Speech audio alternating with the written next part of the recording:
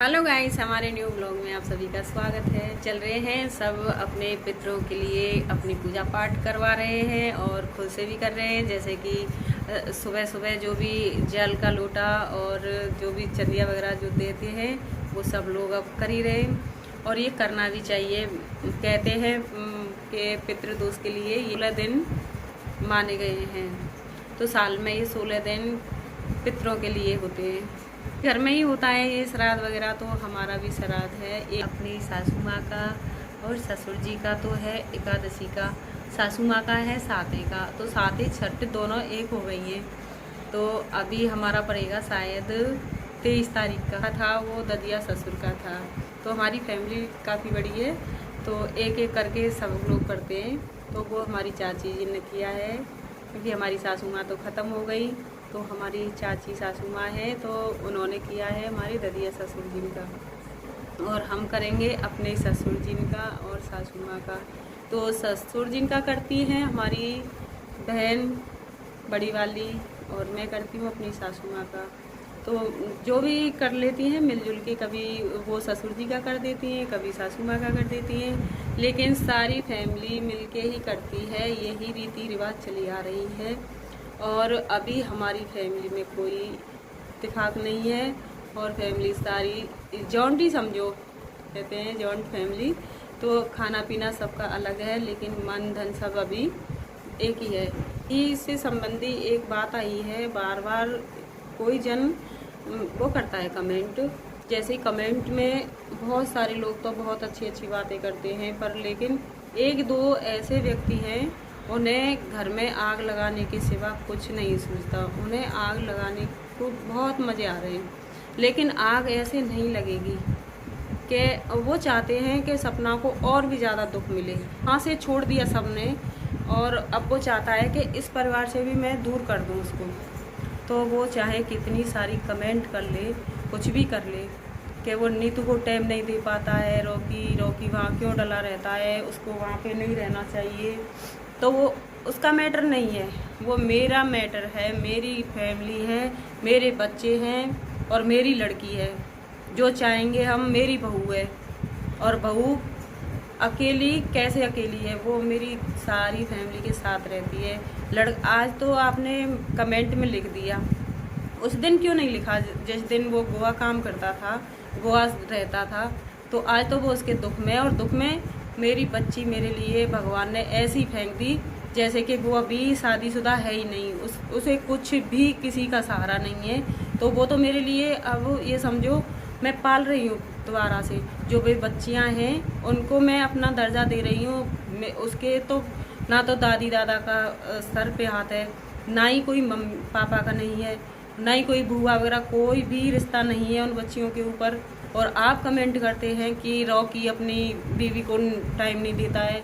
आपको पता है क्या? आप मेरे घर में आते हो, आप यहाँ देख रहे हो कि किसको टाइम दिया जा रहा है, किसको टाइम नहीं दिया जा रहा। कि आपसे नीतू रोने गई है कि मेरे लिए टाइम नहीं है, कि कम से कम आपके घर में भी तो माँ बहन कोई भी होगा। तो एक बार सोच लो कि काश, मैं तो कहती हूँ मेरी बेटी पे जो बीती है किसी पे ना बीते, और किसी के साथ भी ना हो, और कोई भी बेटी इतनी महान ना बने। बोलते हैं थोड़ी देर के लिए देख लेते हैं, वो सब कुछ नहीं होता। मैं देखती हूँ अपनी बच्ची को क्या बीतती है, कैसे रहती है।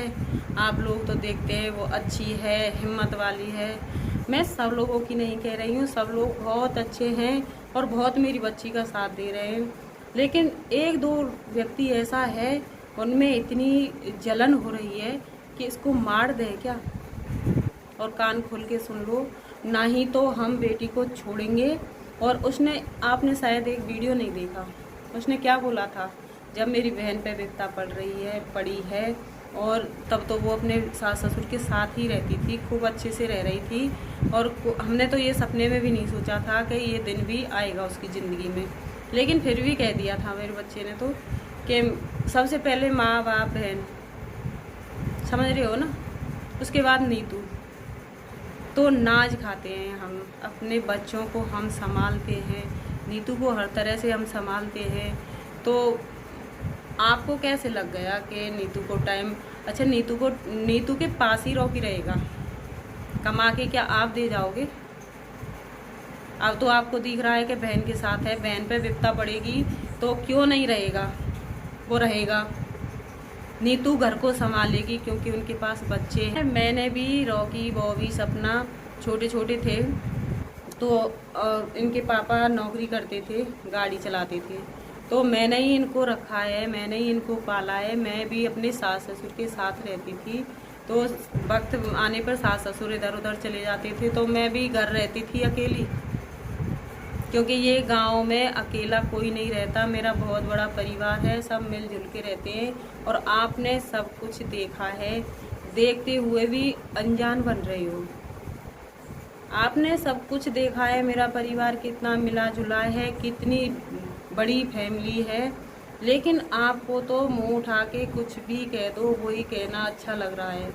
लेकिन फ़ायदा कुछ भी नहीं है कहने का, जो होगा वो हम लोग ही करेंगे सब, जैसा हमको अच्छा लगेगा वैसे। और ये सुन लो कि बेटी को तो हम अब कहाँ छोड़ेंगे, बताओ। काश तुम्हारी किसी के साथ हो जाता तो क्या तुम अपनी बीवियों को लेके डोलते, छोड़ देते? अरे किसी का जोड़ नहीं सको तो तोड़ने की बात भी मत करो। वैसे तुम्हारी बात से कोई भी फर्क नहीं पड़ता, ठीक है ना, कोई फर्क नहीं पड़ता। तालाब में हजारों मच्छियाँ होती हैं, एक मच्छी गलत हो तो उससे का तालाब गंदा थोड़ी ना होता, मर जाती है, ऊपर तैर के आ जाती है, चली जाती है। एक बार कमेंट करते हो, कितनी बार, कितनी जलन है हमारे परिवार से तोड़ने में। लेकिन नहीं तो नीतू ऐसी है कि आपकी कमेंट पढ़ के वो कुछ कहे, और ना ही हमारे कोई परिवार में ऐसा है। और रही बात, रॉकी 6-7 महीने में गोवा से आता था, गोवा रहता, गोवा जॉब करता, तो उसके बच्चे जब पैदा हुआ था लड़का, तब भी वो रॉकी यहाँ पे नहीं था, गाड़ी पे था। गाड़ी में भी वो 1-1 महीने हो जाते थे और वो ज़्यादा आपको पता रहती थी, क्योंकि यहाँ का व्लॉग डालते और रॉकी वहाँ से एडिटिंग करके वो डाल देता, क्योंकि सबको पता रहती है कि कहाँ से व्लॉग आ रहा है, कहाँ रॉकी रहता है, क्योंकि वो हर रोज़ बताया था। तो आपने तब तो नहीं कहा कि आप नौकरी मत करो, नीतू के लिए टाइम दो। उसके बच्चे भी पैदा हो रहे थे तब, तो बच्चे छोटे छोटे थे। अब तो उसके एक 4 साल की बच्ची है और 2-2.5 साल का बच्चा है। अब तो उसके बच्चे जाने लगे स्कूल, और तबीयत ख़राब भी रहती थी। अब तो आपने किया नहीं था ऐसे। आज मेरी बच्ची पे इतना बड़ा पहाड़ टूट गया कि वो घर से बेघर हो गई। आपको ज्ञान देने की पड़ी है, उसको छोड़ो मत। अरे यार, नेका तो थोड़ी बहुत तो शर्म होनी चाहिए। क्या मिलता है आप किसी के घर में आग लगाने से, क्या मिलता है? क्या दुश्मनी है तुम्हें हमारे परिवार से? दुश्मनी होगी ना तभी तो ये चीज़ें तुम डाल रहे हो। बिना दुश्मनी के तो आप कुछ भी नहीं डालते। आप कुछ भी डाल लो, लेकिन अपने आप में झांक के देख लो, या अपने परिवार के बारे में थोड़ा सा सोच के देख लो। आगे कैसे भी बोल दो, किसी के बारे में कुछ भी कह दो। अरे तुम्हें कोई समझाने की बोल रहा है क्या? हमें समझाओ कि आपकी ज़रूरत है क्या हमें? ये चीज़ वही बोलेगा जो सबसे बड़ा दुश्मन होगा, बल्कि कोई कुछ नहीं बोलेगा। अब वो मेरी बेटी कुंवारी के समान है, समझ रहे हो ना। मैंने तो वो अकेली पैदा की थी, लेकिन अब वो 3 है। कभी ये सोचा है किसी माँ की छाती पर और 2 बच्चियाँ और आई हैं, कैसे रखना है, कैसे उनकी देखभाल करनी है? कभी सोचा है आपने? मुंह उठा के तो कह दिया।